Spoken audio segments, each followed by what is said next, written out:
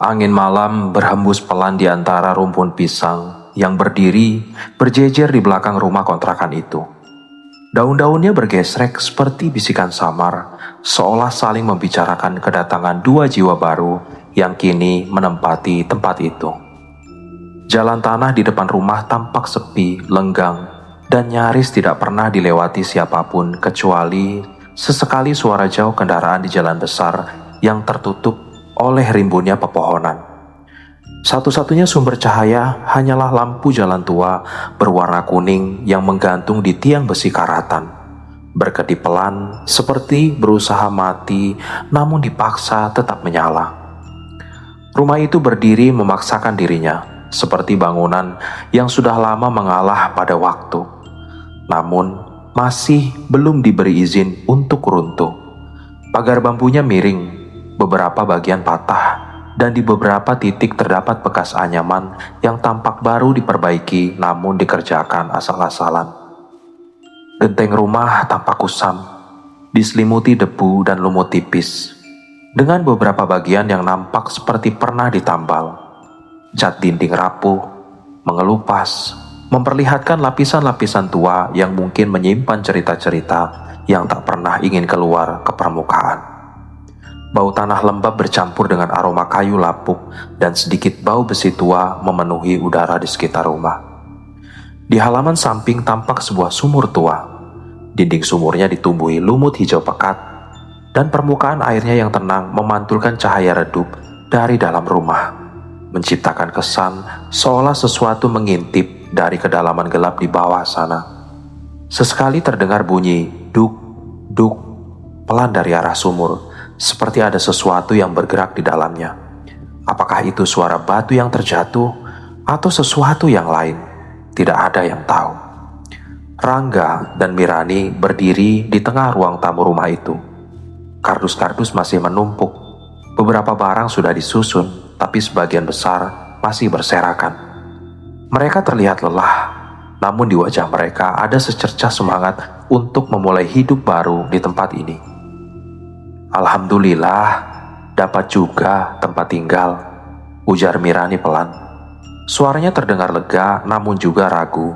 Senyumannya tidak pernah benar-benar terukir penuh ke bahu bibirnya. Matanya terus melirik ke sudut ruangan yang paling gelap, area di antara lemari tua dan pintu menuju kamar belakang. Rangga mengangguk sambil menepuk debu di celananya. "Semoga ini awal yang baik buat kita ya. Meskipun rumah tua, rumahnya lumayan luas kan, dan harganya sangat terjangkau. Bisa dibilang ini rezeki besar buat kita." Mirani menarik nafas, namun rasa dingin yang tiba-tiba menyentuh belakang lehernya membuatnya merapatkan jaket tipis yang ia kenakan. Udara di dalam rumah itu terasa lebih dingin daripada di luar. Bukan dingin angin biasa, lebih seperti hawa lembab yang membawa rasa berat. Menekan dada, seolah ada beban tak terlihat yang menggantung di udara. "Ada suara dari belakang tadi, seperti orang menarik kursi," katanya pelan. Rangga tertawa kecil untuk menutupi ketegangan yang mulai merayapi hatinya. "Mungkin tikus, rumah tua biasanya banyak tikus." Namun sebelum ia bisa melanjutkan kata-katanya, suara itu terdengar lagi. Krek, krek, seperti suara kayu yang digesek perlahan. Mereka berdua sontak menoleh ke arah ruang tamu, tepat ke kursi kayu yang tadi mereka letakkan di sudut. Kursi itu bergerak, bukan jatuh, bukan terangkat, tapi bergeser pelan, bergeser ke arah mereka, lalu berhenti menghadap tepat ke arah mereka berdua, seolah ada seseorang yang duduk di sana dan baru saja menyentuhnya. Mirani mendongak dengan mata membesar, jantungnya berdegup kencang. Tangannya spontan meraih lengan Rangga, menggenggam erat. "Bang, kita yakin rumah ini kosong kan?" Rangga menelan ludah, tenggorokannya mendadak kering. "Besok kita bersihkan semua. Mungkin lantainya miring atau licin." Kata-kata itu terasa hambar, bahkan di telinganya sendiri. Namun dalam hati, Rangga jelas merasakan sesuatu. Rumah itu tidak sekedar tua, tidak sekedar kosong, ada sesuatu yang memperhatikan mereka dari kegelapan, sesuatu yang seolah sedang menilai apakah mereka layak berada di sana. Malam itu, setelah bersiap tidur di kamar depan, Rangga dan Mirani mencoba memejamkan mata. Namun suasana begitu sepi justru membuat keheningan terdengar lebih nyaring. Angin dari lubang ventilasi meniup tirai lusuh yang mereka temukan masih terpasang di sana. Bayangannya menari di dinding, menciptakan bentuk-bentuk yang tidak ingin dipahami. Lampu tidur kecil di sudut kamar menyala remang, menciptakan cahaya kuning redup yang justru menambah nuansa mencekam. Mirani menggeliat pelan. "Bang, tadi ibu pemilik rumah bilang apa ya tentang kamar belakang?" Rangga menatap langit-langit. "Katanya jangan dites lampunya dulu, kabelnya rusak."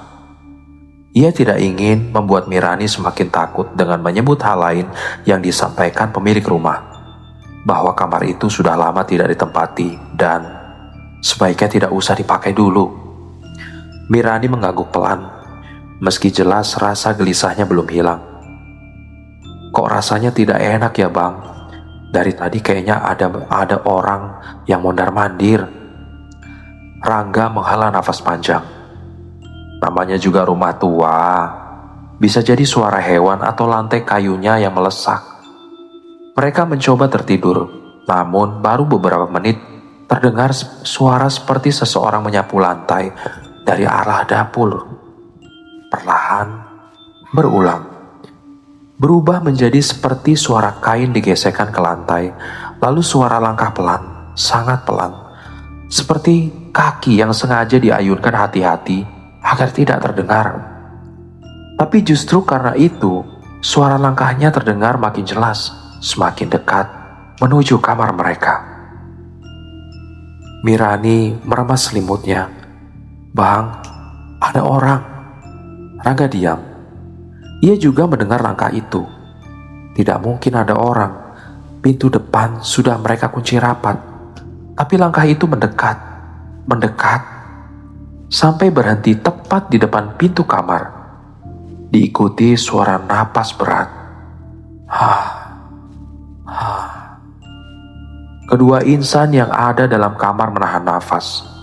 Tidak ada yang berani bergerak. Suasana menjadi sunyi begitu pekat, seolah berhenti. Lalu terdengar suara ketukan pelan. Tok, tok, tok. Bukan ketukan keras, ketukan yang sopan, terlalu sopan, seperti seseorang yang sedang menunggu izin untuk masuk. Mirani menutup mulutnya agar tidak berteriak. Matanya berlinang ketakutan. Setelah beberapa detik yang terasa seperti mengulur waktu berjam-jam, suara itu perlahan menjauh. Langkah-langkah pelan itu kembali ke arah dapur, lalu hilang. Namun bukannya lega, suasana justru bertambah mencekam, karena setelah langkah itu hilang, terdengar bisikan samar dari arah kamar belakang. "Gantikan." Suara itu sangat pelan, hampir seperti nafas. "Giliranmu." Suara itu terdengar lebih tegas, walau tetap lirih namun mengguncang. Lampu kamar berkedip 2 kali, kemudian mati total. Suasana tenggelam dalam kegelapan yang pekat. Mirani menggigil, air matanya mengalir. "Bang, aku takut." Rangga memeluk istrinya erat, meskipun tubuhnya sendiri gemetar. Ia tidak tahu harus melakukan apa, tidak tahu harus berkata apa. Ia hanya bisa berharap matahari lebih cepat terbit. Dalam gelap, samar-samar terdengar suara kursi bergerak lagi dari ruang depan. Bukan 1, tapi 3 kali. Krek, krek, krek. Seolah ada yang sedang mempersiapkan tempat, menunggu, memanggil. Dan tepat sebelum Rangga memanjatkan doa dalam hatinya, terdengar suara dari bawah ranjang mereka. Suara tarikan nafas panjang, sangat pelan, seperti seseorang berbaring di bawah sana sejak tadi. Dan bisikan terdengar, Sudah dimulai. Malam itu udara serasa berhenti. Setelah lampu padam, ruang tamu gelap tanpa ampun. Hanya cahaya samar dari lampu jalan yang masuk melalui celah ventilasi, merambat seperti urat-urat cahaya yang gemetar. Rangga meraba-raba dinding, mencari saklar, tapi tangannya bergetar. Ia bahkan tak yakin apa yang ia sentuh. Dingin, lembab, dan terasa seperti kulit basah. Mirani terbaring lemah di sofa. Nafasnya berat seperti menahan sesuatu yang menekan dadanya. Dari sudut bibirnya masih ada sisa darah yang mengering, membuat wajahnya semakin pucat. Sementara Bu Marsi berdiri setengah membungkuk di depan pintu, memperhatikan setiap sudut ruangan dan tatapan seperti seseorang yang sudah tahu apa yang datang, namun hanya bisa menyaksikan. Suara itu kembali terdengar, langkah kaki pelan, terlalu pelan untuk manusia, seperti tumit yang digesekkan ke lantai dengan sengaja, menyeret sesuatu di belakangnya. Dari lorong menuju kamar belakang, suara itu makin dekat. Setiap langkahnya membawa hawa dingin yang makin menusuk kulit, membuat rambut di tengkuk Rangga berdiri tanpa bisa dikendalikan. "Jangan bergerak," bisik Bu Marsi dengan suara pecah. Kalau dia tahu kalian sadar, dia datang lebih cepat. Rangga menelan ludah, tapi tenggorokannya terasa seperti terisi pasir. "Ibu, siapa?" Suaranya hampir tidak terdengar. Bu Marsi tidak menjawab.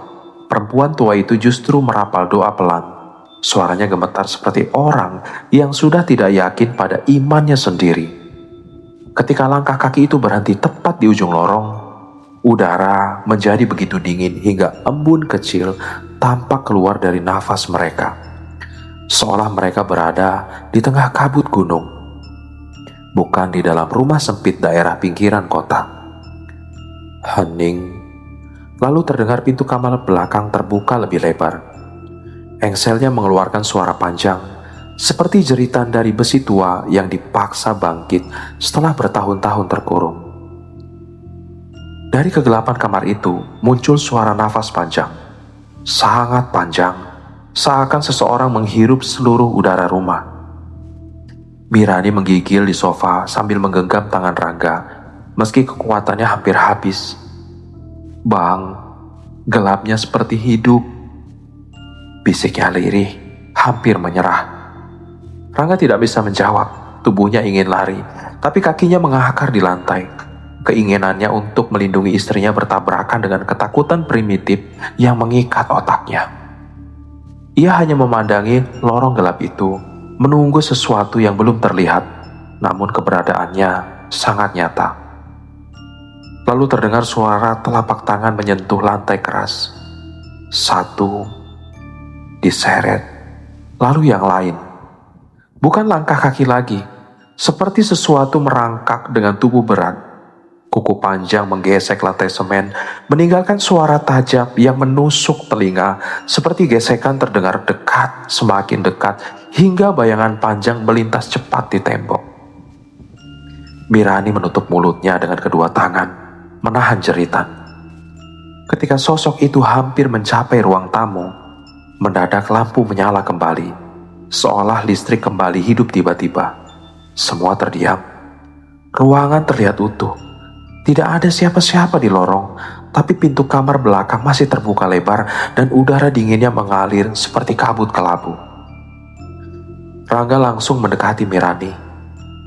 "Sayang, kamu masih bisa berdiri?" Suaranya gemetar. Mirani mengangguk lemah, tapi matanya terus memandang ke arah kamar belakang dengan ketakutan yang dalam, seolah ada sesuatu di sana yang masih menatap kembali meski tidak terlihat oleh mata biasa. Bu Marsi menghela nafas panjang, namun suaranya masih bergetar. "Ini baru permulaan. Rumah ini belum menerima kalian sepenuhnya. Masih menunggu, memilih." "Memilih apa?" Rangga menatapnya putus asa. Tumbal. Mirani terisak kecil. Tolong, jangan biarkan aku yang dipilih. Bu Marsih menutup pintu kamar belakang dengan gerakan hati-hati, seperti seseorang yang takut membangunkan sesuatu yang sangat berbahaya. Ia menoleh lagi pada pasangan muda itu. Jangan berpikir keluar. Kalau kalian pergi tanpa izin, mereka ikut. Dan yang menunggu di luar lebih lapar. Rangga menghela nafas berat, otaknya berkabut oleh kecemasan. Kalau begitu kami harus bagaimana? Bertahan, jawab Bu Marsih lirih. Sampai kalian tahu apa yang mereka mau. Lalu perempuan tua itu pergi meninggalkan mereka dalam kesunyian yang menekan, lebih berat dari sebelumnya. 3 hari berikutnya seperti neraka yang tidak berhenti. Mirani semakin lemah. Tubuhnya sering menggigil di tengah siang bolong, dan bola matanya sesekali terlihat berkabut seperti bukan miliknya sendiri. Kadang dia berbicara dengan nada yang bukan suaranya, pelan, berat, seakan dari tenggorokan yang dalam. Rangga terus bekerja, bukan karena ingin, tapi karena rezeki itu seolah memaksanya. Pelanggan makin banyak, order datang bahkan dari kota lain. Atasan memujinya berlebihan, pelanggan menyanjungnya, orang-orang memperlakukannya seperti ia orang paling beruntung di dunia. Setiap malam ia membawa pulang uang lebih, makanan, hadiah kecil tanpa diminta. Semua orang melihatnya sebagai orang yang hidup diberkahi. Hanya ia yang tahu, setiap sen uang itu terasa seperti darah. Setiap pulang ke rumah, ia menemukan hal berbeda. Kadang terdengar seperti suara langkah di dapur, padahal ia melihat tidak ada siapa-siapa di sana. Kadang ada rambut panjang terjatuh di kamar mandi, lebih banyak setiap hari, seolah seseorang mandi di sana tanpa terlihat. Pernah ia bangun tengah malam dan melihat Mirani duduk di ujung tempat tidur, menatapnya tanpa berkedip, tanpa ekspresi. Ketika ia memanggil, Mirani menjawab dengan suara normal. Bingung, seperti baru sadar dirinya di sana. Dan setiap malam menjelang pukul 2, terdengar suara ketukan dari kamar belakang. Lambat, berat, seperti tangan yang bengkak memukul kayu. Ketukan itu selalu 3 kali, tidak pernah lebih. Tapi malam keempat, ketukan itu disertai suara lain. Suara seseorang tertawa lirih, seperti menahan kesenangan yang aneh. Di malam kelima setelah kedatangan Bu Marsih, keadaannya memuncak. Hujan turun deras, mencambuk atap seng rumah dengan suara keras. Mirani terbaring di kamar, tubuhnya panas. Kulitnya mulai tampak kebiruan di beberapa bagian seperti lebam. Nafasnya pendek-pendek, seperti ada tangan yang tak terlihat yang menekan dadanya. Rangga duduk di sampingnya, menggenggam tangan istrinya yang dingin.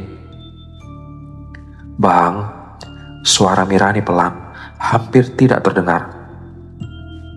Kalau aku tidak kuat, jangan salahkan diri sendiri. Rangga langsung menggeleng, matanya panas. Jangan bicara begitu, kita pasti selamat. Kita lawan apapun ini. Mirani menatapnya lama, lalu tersenyum tipis, bukan senyum lega, tapi senyum yang menyerah. Kalau bukan aku, mungkin abang.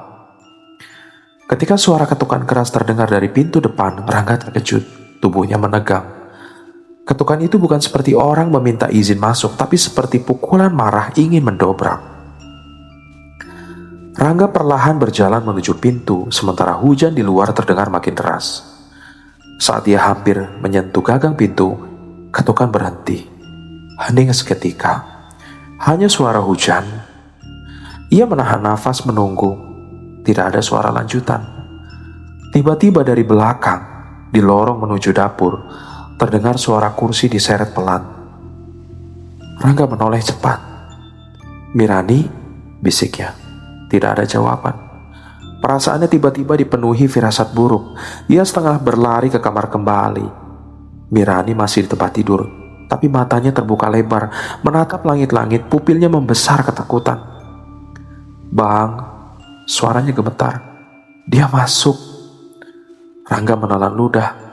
Siapa yang tadi mengetuk? Dia tidak di luar, dia sudah di dalam. Rangga memutar badannya perlahan. Lorong gelap menunggu, seperti mulut besar siap menelan siapapun yang masuk. Lalu terdengar langkah, tidak dari lorong, dari atap. Seperti tangan menelusuri genteng, merangkak pelan. Setiap gesekan membuat suara seram, seperti kuku panjang menyeret seng yang basah. Langkah itu bergerak dari ujung atap menuju kamar mereka. Lambat, pasti. Menikmati setiap detik ketakutan yang tumbuh. Rangga memeluk Mirani erat, tubuhnya menggigil. Hujan terasa semakin jauh, seakan suara dunia luar memudar. Yang terdengar hanya suara langkah itu, semakin dekat, semakin jelas. Tiba-tiba suara berhenti tepat di atas mereka. Lalu sunyi. Kemudian dari langit-langit terdengar suara nafas panjang, berat, seolah sesuatu yang sangat besar menempel tepat di atas, menunggu waktu yang tepat untuk turun. Plafon kamar bergetar pelan, debu turun sedikit. Mirani menutup mata rapat, air matanya mengalir. "Bang, kalau dia ambil aku, jangan lihat, jangan panggil namaku." Rangga membuka mulut untuk berbicara, tapi sebelum kata keluar, terdengar suara retakan dari atas. Perlahan, sesuatu mendorong dari dalam plafon, membuat gumpalan cat rontok. Sesuatu ingin menerobos masuk. Plafon itu sobek sedikit, memperlihatkan celah gelap, dan mata besar, hitam, basah, menatap lurus ke arah mereka. Rangga teriak spontan, mundur menarik Mirani. Mata itu berkedip sekali. Lalu sebuah tangan pucat dengan jari sangat panjang keluar dari celah plafon, meraba-raba udara seperti mencari mangsa. Tangan itu menunduk, seolah mencium bau mereka. Kemudian suara itu muncul lagi, lebih dekat dari sebelumnya, berat, panjang, memenuhi seluruh ruangan, seperti racun.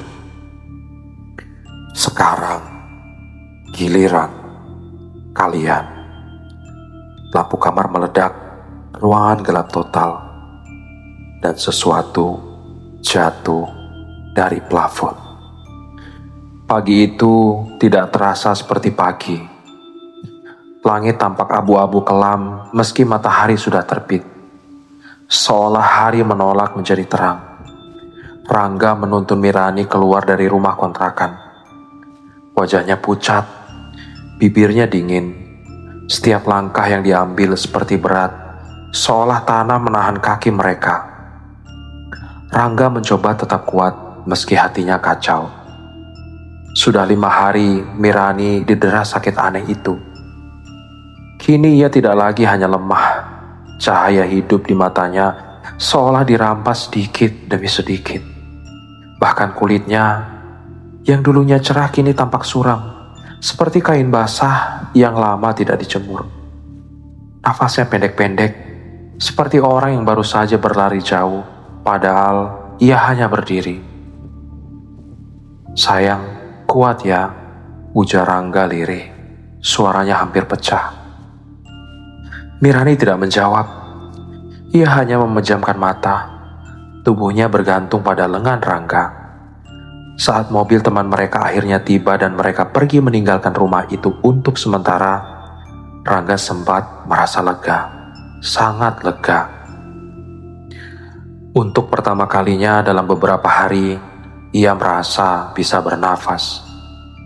Namun rasa lega itu tidak bertahan lama, karena setiap ruko yang mereka lewati, setiap gang kecil, setiap pegunungan dari jalan raya, Mirani justru semakin lemah. Dan setiap kali mobil menjauh dari rumah kontrakan itu, Mirani merintih. Tangannya mencengkeram dada, seperti sesuatu menarik jantungnya dari dalam. "Bang, jangan jauh," bisiknya lirih, hampir tidak terdengar. Rangga menoleh panik. "Jangan jauh dari apa sayang?" Mirani menggeleng pelan. Giginya gemeretak. Rumah, aku tidak boleh jauh. Rangga menggigit bibirnya, dadanya sesak.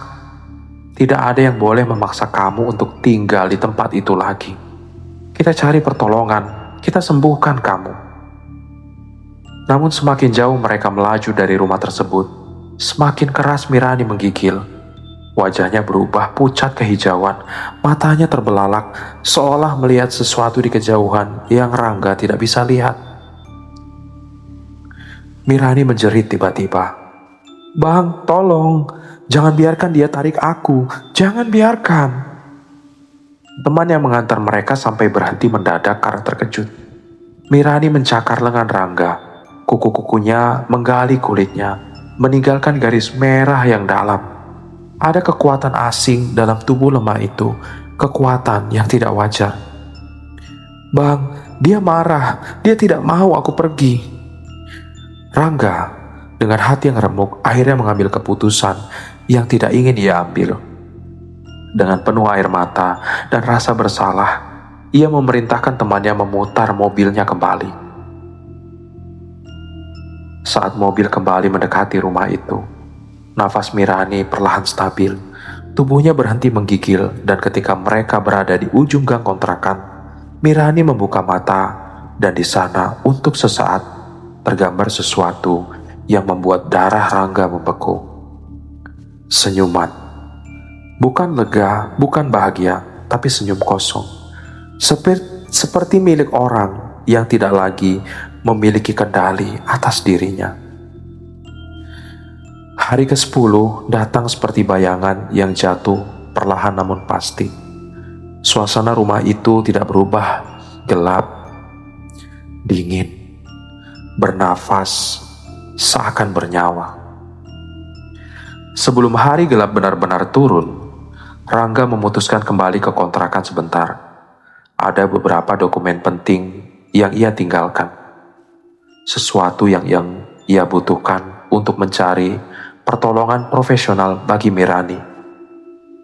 Ia tahu ini berbahaya, tapi ia tidak punya pilihan lain. Mirani ia titipkan di rumah sewa kecil seorang kerabat. Meski ia merasakan tatapan Mirani saat ditinggalkan, tatapan yang bukan hanya sedih, tapi seperti seseorang yang takut meninggalkan rumah itu sendiri. Seolah bukan tubuhnya yang menahan, tapi roh lain di dalam dirinya. Rangga kembali ke rumah kontrakan seorang diri. Saat dia berhenti di depan pagar kecil, bulu kuduknya meremang begitu saja. Rumah itu tampak sunyi. Tidak ada suara, namun keheningannya bukan menenangkan, tetapi menghimpit, seperti udara berat yang menolak dilepaskan. Ia menarik nafas panjang dan menyalakan senter ponselnya. Cepat saja, gumamnya pada diri sendiri, ambil barang lalu pergi. Tapi begitu kakinya memasuki halaman, udara berubah, suara angin hilang, tidak ada daun bergoyang, tidak ada hembusan, seakan rumah itu menciptakan ruang sendiri, pisah dari dunia luar. Pintu rumah setengah terbuka, padahal tadi ia ingat jelas ia menutupnya rapat. Ketika ia masuk, hawa dingin menyambutnya, jauh lebih dingin dari hari-hari sebelumnya. Udara lembab berbau anyir, seperti darah yang tidak segar lagi. Meja makan tampak sama, tapi kursi di ruang tengah, kursi yang dulu bergeser sendiri itu, kini berada tepat di ruangan. Tepat di tengah, menghadap pintu, seolah kursi itu menunggu dia masuk, seolah ia tamu yang ditunggu. Rangga menelan ludah, suaranya hampir hilang. Ia memaksa kakinya melangkah satu langkah masuk. Saat pintu tertutup sendiri di belakang, dengan suara keras, kedebuk, Rangga membeku. Tidak ada angin, tapi pintu menutup seperti ada tangan yang tak terlihat mendorongnya. Lampu ruang tamu menyala sendiri, bukan lampu kuning lembut seperti biasa, melainkan cahaya merah temaram, seperti cahaya bara dari tanah neraka, memantul di dinding dengan bayangan yang menari tanpa bentuk yang jelas. Rangga mundur satu langkah, kakinya gemetar. Tiba-tiba dari lorong yang mengarah ke kamar belakang terlihat sosok berdiri, tinggi, sangat tinggi. Tubuhnya hitam pekat seperti bayangan hidup, tidak memiliki wajah, hanya lekukan bekas mata dan mulut yang kosong, tanpa bentuk. Dari kepalanya menjulang 2 tanduk panjang melengkung tajam ke depan. Dari tubuhnya menetes cairan gelap kental yang tidak pernah menyentuh lantai, melayang, menetes ke udara lalu menghilang. Sosok itu tidak melangkah, tapi udara di sekitarnya bergelombang seperti panas, padahal udara justru semakin membeku. Suaranya bergemuruh, bukan dari mulutnya, tapi langsung di kepala Rangga, menghantam pikirannya tanpa peringatan. Rezekimu mulai keras. Rangga memeluk dirinya sendiri, tubuhnya bergetar hebat. Aku tidak pernah meminta ini. Sosok itu bergerak sedikit. Setiap gerakan seperti menggeser ruang sendiri. Ia sakit, bukan tanpa sebab. Sosok itu perlahan mendekat dan setiap langkah bayangannya membuat lantai rumah seperti berdenyut. Ia membayar agar kau hidup. Air mata jatuh dari mata Rangga tanpa ia sadari. Aku tidak pernah setuju. Sosok itu berhenti tepat di ujung jarak pandang senter ponsel. Seolah tidak butuh cahaya apapun untuk memperlihatkan dirinya. Yang tinggal adalah yang menerima.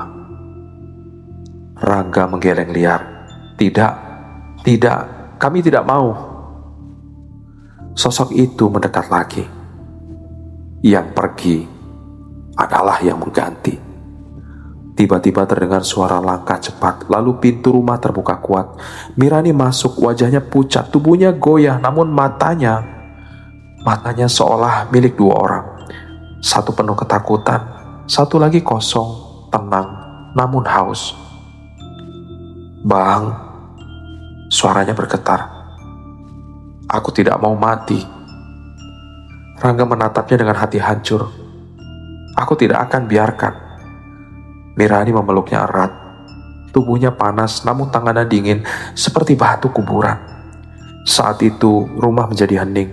Sosok bertanduk itu berhenti.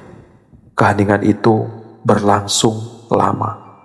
Menekan, seolah dunia berhenti berputar. Lalu terdengar suara dari dapur, suara keras. Krak, krak. Seperti tulang-tulang patah. Rangga memutar badan.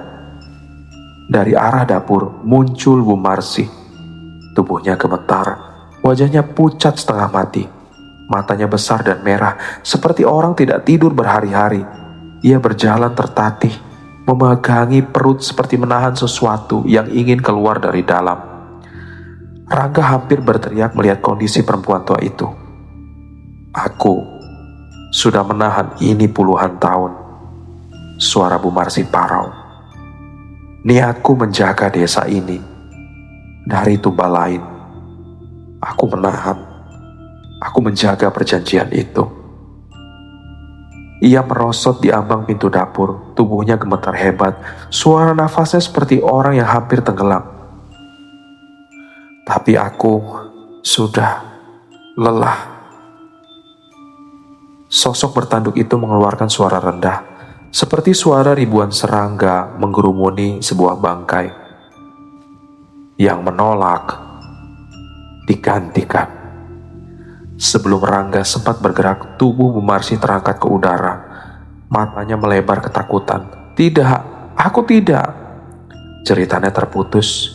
Tubuhnya melesat ke tengah ruangan, masuk ke lantai, hilang tanpa bekas, bagai ditelan bumi yang hidup.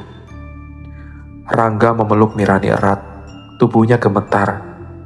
Dalam sekejap setelah Bu Marsi hilang, Mirani berhenti menggigil. Nafasnya menjadi kembali normal. Wajahnya seperti pulih, pipinya sedikit berwarna. Ia berdiri pelan menatap Rangga. Bang, ia tersenyum lembut. Aku tidak apa-apa sekarang. Ayo pulang. Kita mulai hidup baru. Rangga menatapnya dengan campuran lega dan ngeri. Karena meski wajah Mirani terlihat tenang dan segar, Bayangan di belakang tubuhnya masih berdiri. Bayangan bertanduk, besar, tinggi, lebih pekat dari kegelapan itu sendiri. Tidak mengikuti Mirani, melingkupinya, menjaganya, memilikinya. Mirani menggenggam tangan Rangga. Bang, kita sudah diberi kesempatan kedua, jangan sia-siakan. Namun mata Mirani dalam keadaan iris hitamnya ada sesuatu yang baru, seperti ada orang lain yang tinggal di sana bersamanya. Dari kamar belakang rumah kontrakan itu, terdengar suara kursi bergeser pelan, sama seperti hari-hari pertama mereka tiba. Suara itu tidak tergesa, tidak marah, hanya bersiap. Kursi itu kini berdiri menghadap ke arah lorong, seperti menunggu seseorang untuk duduk. Seolah giliran belum selesai, seolah rumah itu masih lapar.